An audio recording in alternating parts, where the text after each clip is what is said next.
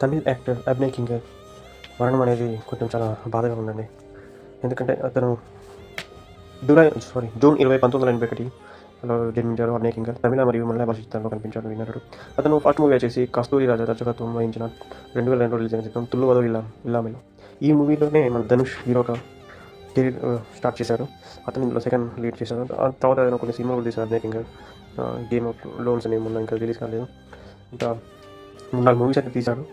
వాళ్ళ అమ్మగారు వచ్చేసి ఆమె మలయాళంలో ఫేమస్ యాక్టర్ టీపీ రాధమణి.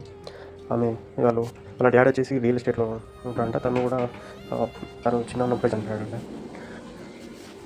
బట్ ఇతను ఒక్కడే సంతానం. ఇతని కెరీర్ విషయానికి వస్తే ఇతను తను ప్రేమించే ఒక అమ్మాయిని అయితే పెళ్లి చేసుకున్నాడు. బట్ ఇద్దరు మధ్యలో డిస్కషన్ లేక వాళ్ళు విడిపోయారు.